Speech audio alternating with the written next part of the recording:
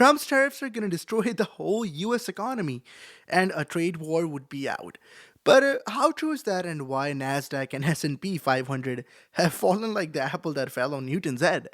Well, to understand that, you have to know the relation between tariffs and the stock market.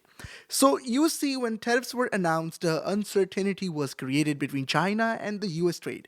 And in these kind of situations, investors usually react negatively. Also, it can negatively impact the corporate earnings, especially for the companies that rely on international trade and supply chains. So, this led to the fall of all major stocks. Hence, Nasdaq and S&P 500 went super low.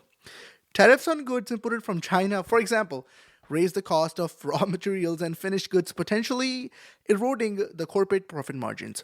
Higher cost meant that the companies had to either absorb the cost or raise prices, which could have hurt the consumer demand and overall economic growth.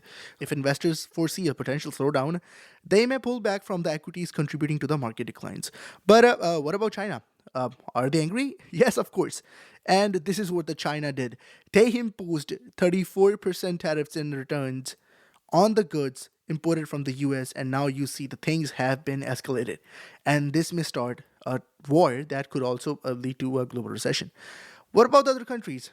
When you do something that's going to impact all the countries over the globe, you're going to see different countries reacting differently. Well, in Japan, benchmark Nikkei fell by more than 8% shortly after opening. The share average, which tracks 225 of the country's most valuable companies, has fallen below the 33,000 levels for the first time since August 2024, according to the Reuters. Well, what's happening with South Korea? Kospi tumbled more than 4.8% shortly after opening. Trade was halted.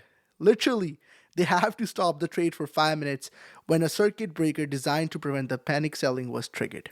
Okay, so this is something that they have that's going to break the circuit, because when the stock market in South Korea, they see that there's a panic selling happening, so it just automatically triggers itself. Well, what's up with Taiwan?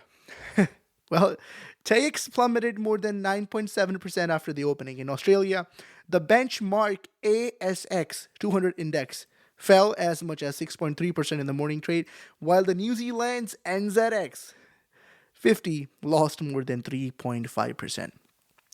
Asian markets are tracking the worst two-day stretch for Wall Street in 5 years. U.S. stock futures plunged Sunday evening after the 2 sessions of sell-offs that wiped away over $5.4 trillion in the market value.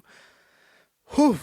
So from this, we can assume that Trump's tariffs have a global effect, and they are not only limited to the United States. Well, what's happening in the States? Are the tariffs actually good for the country?